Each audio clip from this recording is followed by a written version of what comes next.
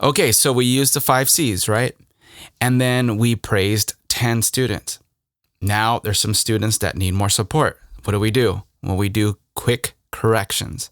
And it's followed by behavior specific praise, because if I quickly correct them, they get back on track, then I'm going to give them behavior specific praise, right?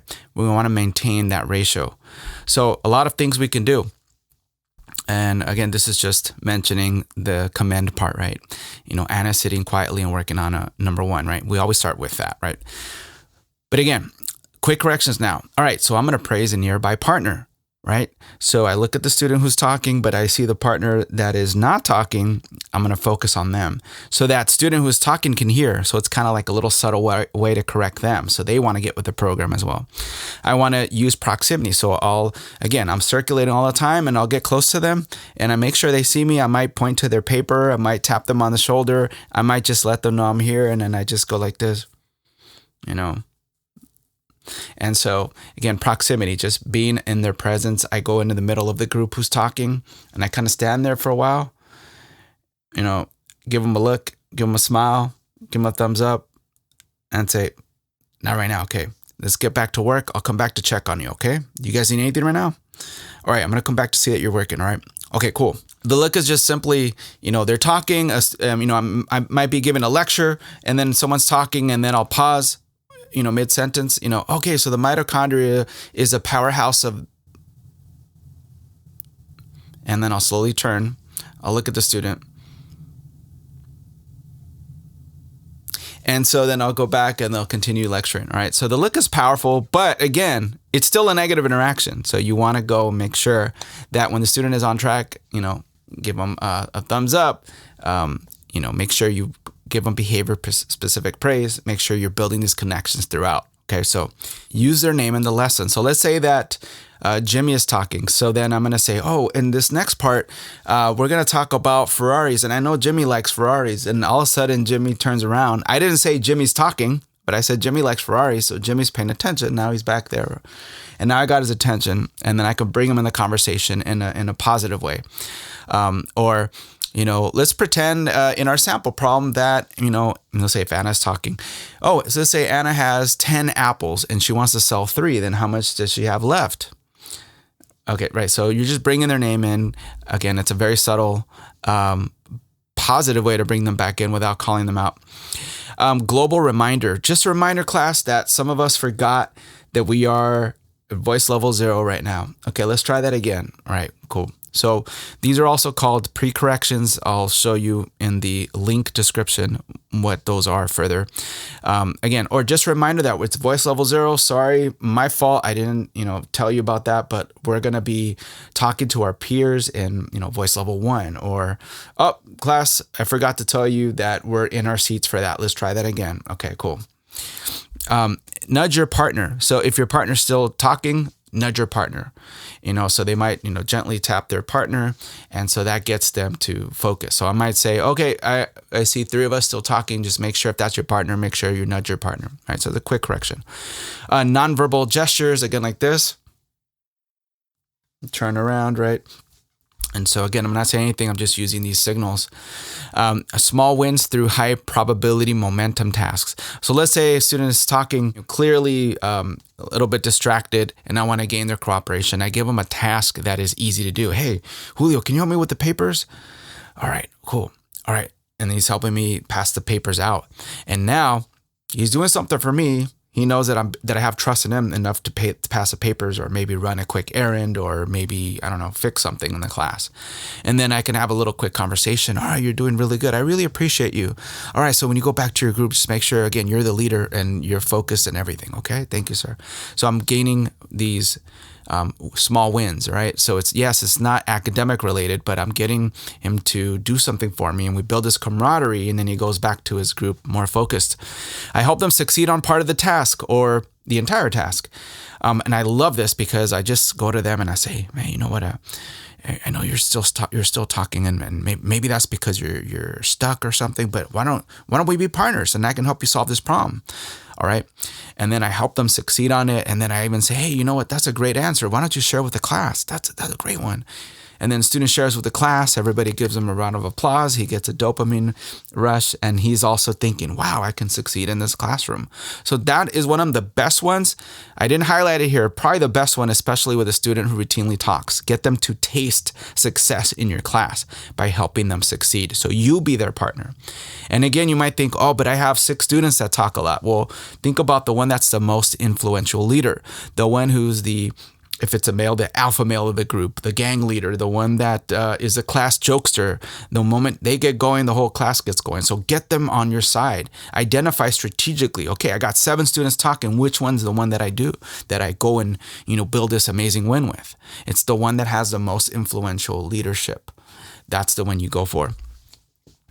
Do resets. You might say, oh, time out, class. Let's do this one more time. This time I want to make sure that we walk in quietly and go straight to our seats and then start the do now again. Okay, let's try it one more time. I want you to follow what I do. Okay, go try it again. So restating the expectations, doing a reset is always good. So you just could say time out. Whoa, my fault. Class, attention please. Let's try this again. You could even stop, reset, and give positive kudos. Hey, we're doing great on these 5 things, but the thing that I want us to work on is this, and this is how we're going to do it. Okay, got it. I know you could do it. Ready? Let's go. You compare them with the helper student, and this is not like, oh, you're in trouble, so you got to sit over here with Jennifer, who's a straight A student, and she's going to help you. No, it's like, hey, you know what? I noticed, Julio or Jose, and you haven't started your task, and we got about 5 minutes left. And so maybe you're stuck. And so what I'd love for us to do is, Jennifer just finished the task right now and she can help you out so you can catch up. Okay, sound good? All right, let's work together.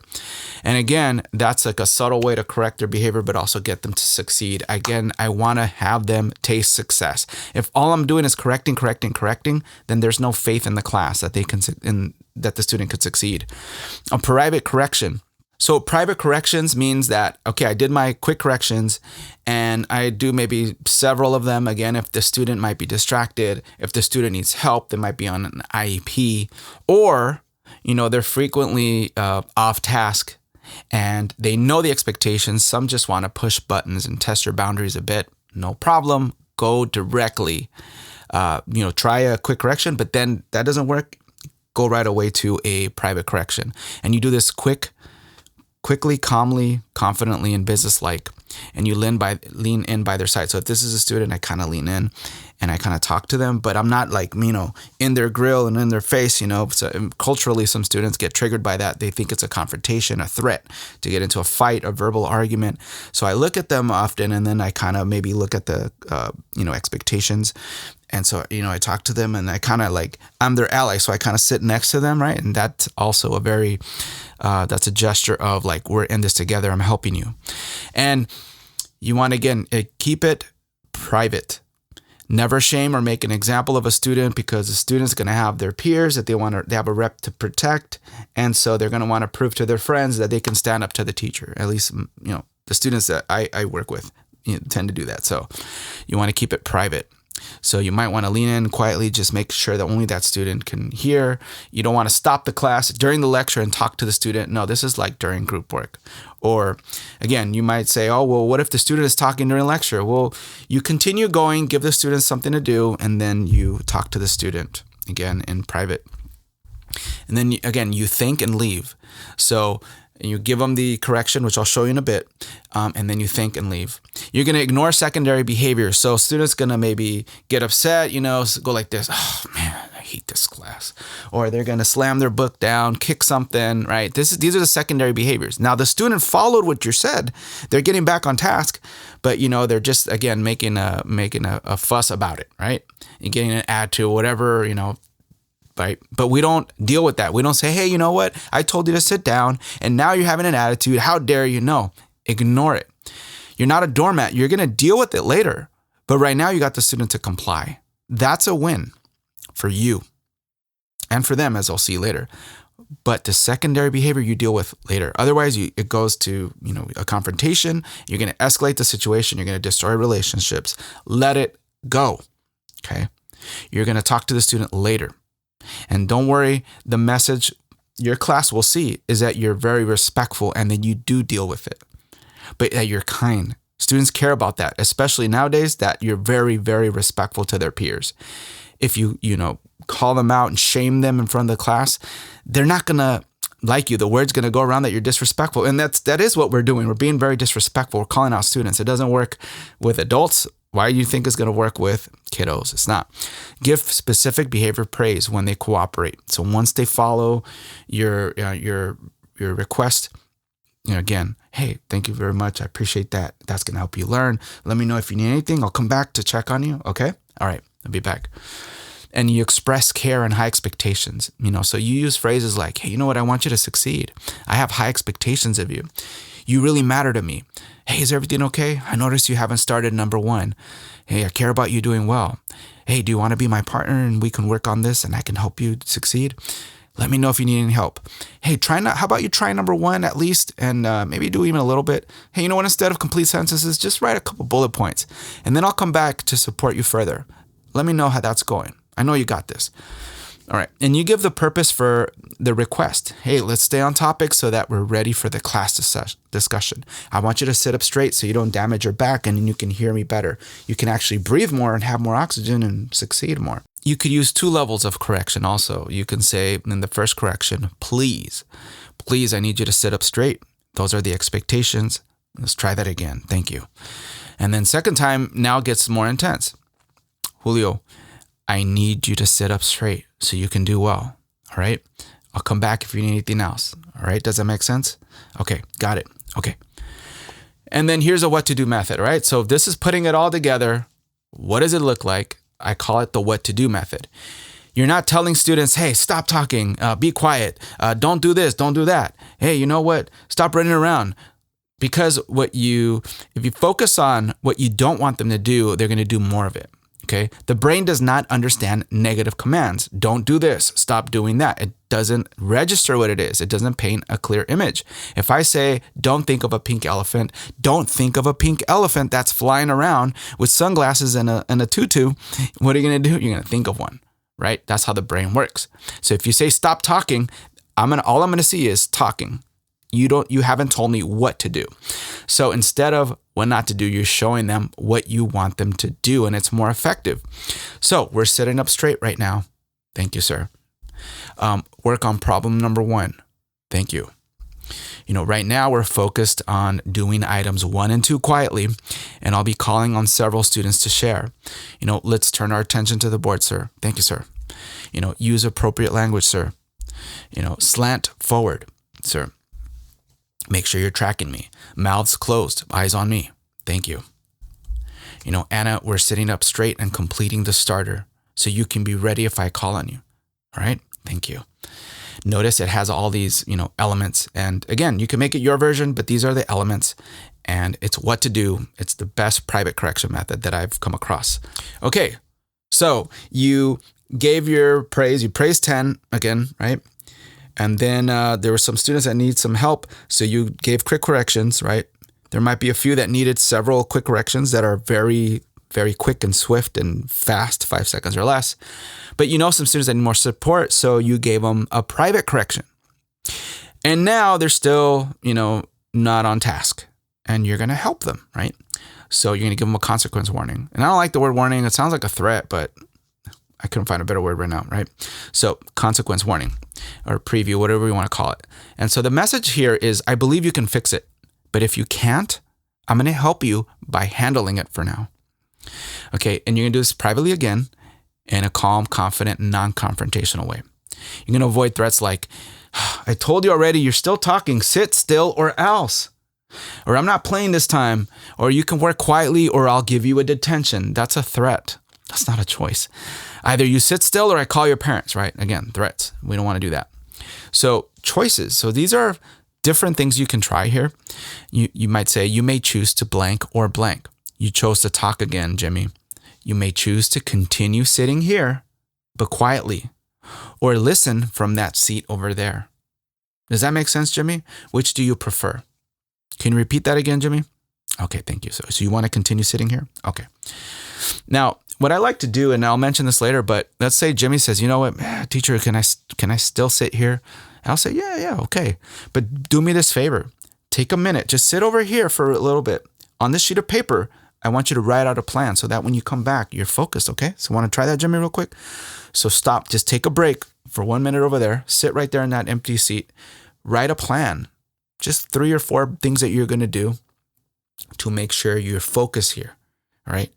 And then when you're confident that you're going to follow that plan, just give me a thumbs up. And I trust you, Jimmy, that you're going to go back.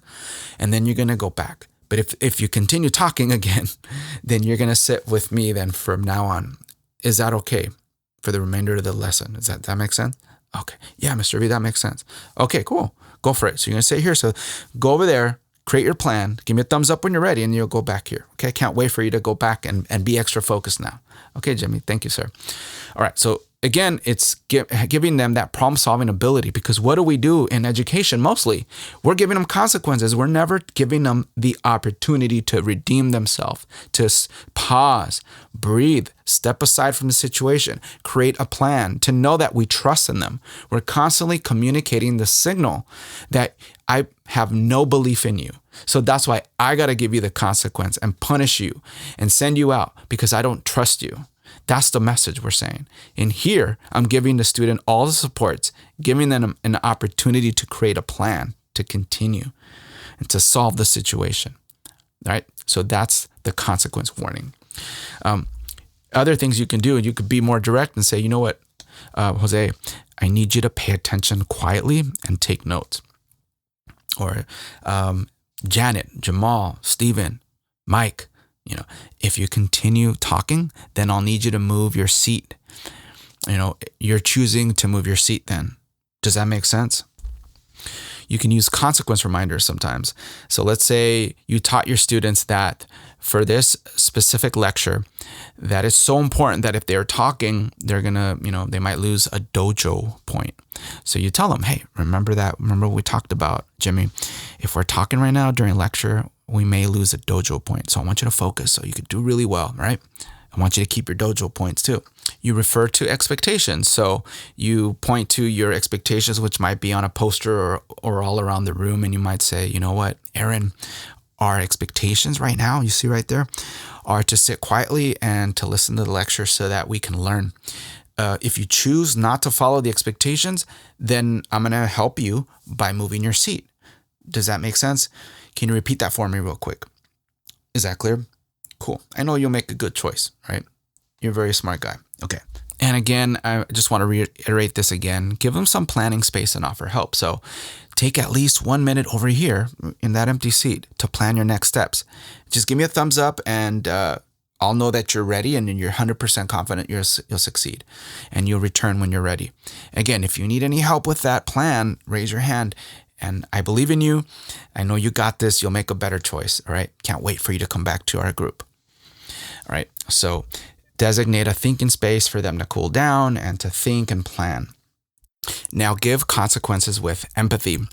So when you show anger, frustration, you're nagging, you're trying to give a lecture, you're trying to make them to feel pain, shameful, you're trying to get them to do something, it directs their attention to you as a teacher as the source of pain rather than their own actions. So now you have made it personal now. You're the bad guy now.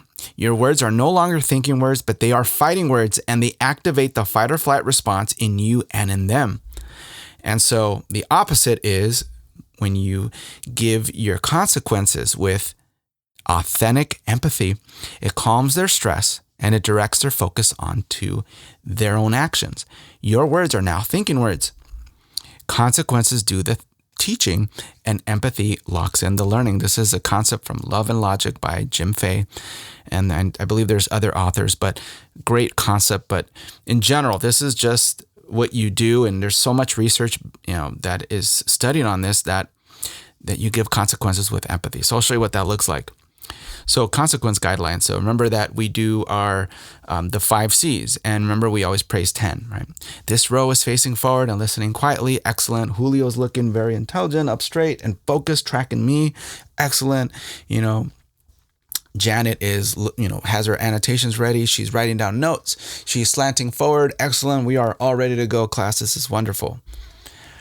And again, if a student not on task, I'm going to give them support through a quick correction. And so let's say an example, I'll give a nonverbal correction and proximity to Jimmy. So I'll go to Jimmy, go close to him. I'll go like this. And then I'll give him a thumbs up. And let's say, because he was talking during lecture, right? Then he continues to talk. And then I might give the class an activity to do. And then I'll walk over to Jimmy and I'll say, Jimmy, eyes on me right now. Mouths closed. Thank you, sir. I give him a consequence warning, right? And always in private. So, Jimmy, you chose to continue talking again.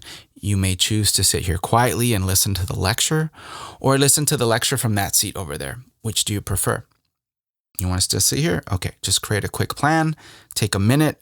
Let me know when you're ready. Give me a thumbs up, and then I'll let you continue back in your seat. I believe in you, Jimmy. Let me know if you need any help. Okay, he continues to talk. Now I give the consequence with empathy without any more warnings or reminders, right? And this is what empathy looks like. Oh no, you chose to continue talking, Jimmy. Oh man, that's a bummer. Oh man, that's too bad. I know that kind of sucks, right? But look, as we talked about, you're going to sit over here. So let's go sit over here right now, and we'll come back when we're ready. But you're going to sit here next to me for the rest of the lecture, all right?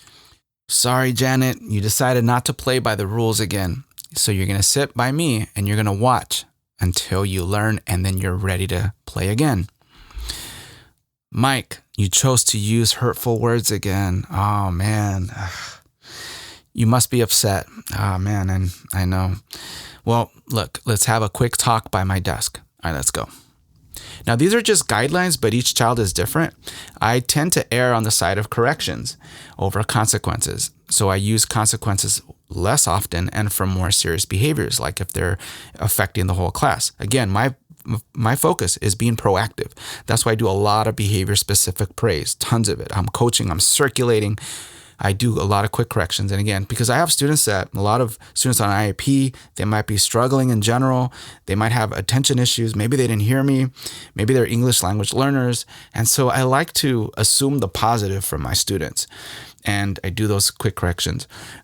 And again, after I do maybe 2-3 of them, then I go to a private correction. And usually I do 1, maybe 2 private corrections. Usually it's 1 private correction, and then I'll jump into the consequence warning to help them out and give them an opportunity to solve the problem. Remember that? Right. And then if they're still not focused, then I go into the consequence with empathy. Now, if it's a situation where it's persistent and repetitious, so they're doing this over and over, and it's an off-task behavior that they know they shouldn't be doing. Maybe it's a student testing me. They're strong-willed. Then I do jump to consequences. So I'll do maybe a quick correction. I jump to private correction. I do the consequence warning, and then I go straight to the consequence with empathy. And again, as I mentioned, if they're distracted, confused, misunderstanding, they're lacking some skills or an IEP, again, I really focus more on corrections. And I also think about the degree of disruption. So if the behavior is not disrupting the learning, again, I'll focus more on corrections and a lot of positive praise. And if it does impact the entire class and then we can't learn, then I do focus on consequences. If the act is a physical or a psychological safety danger, maybe they made a racial slur, they made a student feel uncomfortable, there was a bullying evidence, just anything that really made a student feel unsafe, they got physical in some way, I skip all this and I go to the consequence, and I also help them correct it. Right? Help them fix this, find a solution and solve it, but consequence right away. Again, I don't even go through this whole thing. I just go to the consequence, but I make sure it's corrective and they're going to learn something, right? Not that they're going to pay the price and feel shame. No, that they're going to know that what they did was wrong and it's unacceptable and they have to solve it in several ways. And I'm going to help them do that, make sure that they follow through. Now, here's a menu of logical consequences. And a logical consequence is any consequence that I put forth that helps them correct their behavior. It's corrective. It's also developmentally and grade level appropriate. And so these are just some ideas you could take a look at. I'll leave that there for you to look at. Now, here's a logical consequence tool belt, something I came up with. Now, everything in blue on this side again it's in my control. It's quick and easy. A natural consequence. So let's say they're leaning back on their desk. What's a natural consequence is that they're going to hurt their back. They'll probably fall down. Now, I always want to make sure they're safe. So, but again, natural consequence. They didn't study. So what's going to happen? They're not going to do well on the exam. So they're talking during class. What's going to happen? They're not going to do well in their partner share or in the pop quiz we're going to have. Right. So those are natural consequences. Those are easy. But again, I use these other techniques. There's collaborative problem solving, which you can look up. I'll leave a resource for that. I ask students to come up with a solution right away. I love this one. Or they fix a problem. They move their seat. And I'll have their input. Hey, what do this is not working out here. I know we tried several things. It's not working out. Don't worry. We're going to find a solution. But for now, so that you learn and everybody learns, find a seat where you're going to go to. If they can't find a spot, I'll have them sit with me or I'll pick their seat. And I'll have them write and say an apology, and then make things right in several ways. They're not just going to apologize, but they're going to have to fix it. And I teach them a skill. Maybe they're frustrated and that's why they're acting out. They're talking and they need some skills, or they don't know how to ask for help, or they don't know how to communicate a boundary, and so they're just pushing somebody instead. So I'll teach them those skills and I'll have them practice with me. That's the consequence, right? Because a consequence is meant to teach. It's not to punish. We'll have them practice something. Hey, Jimmy, let's walk in one more time, and I want you to try this. Look how I do it. Okay, your turn. Let's practice it. No, one more time. There you go, like that. Jimmy, you see that? That's the way to do it. Excellent. Okay, cool. And I want them to redo it until it's perfect. Or I help them succeed on part of a task, right? And I give them behavior-specific praise. I love that one a lot because now you've made an ally. You help them taste success, and now they're going to want to do well. Or maybe, they're frustrated, they're fidgety, they just need to cool down, they're stressed, they're going through something, maybe they're tired, didn't get rest. I have them go to a cool down space, maybe they take a little walk, around the classroom somewhere where I can see them. They reflect, they come back when they're ready. Or I have a buddy teacher, somebody that I already, ahead of time, we talk about it and the student is there to go to them, sit down at a table, maybe write a little reflection prompt, or maybe just sit and just think about their plan for coming back to class focused. I don't want them just to sit there and wait. I just want them, it's always positively focused. It's a simple question. What did I do? What could I do better? What's my plan? That's it. And they come back and I tell them, okay, right now you're going to go to the buddy teacher, or you're going to go with, I don't say buddy teacher. You're going to go next door with Miss Johnson.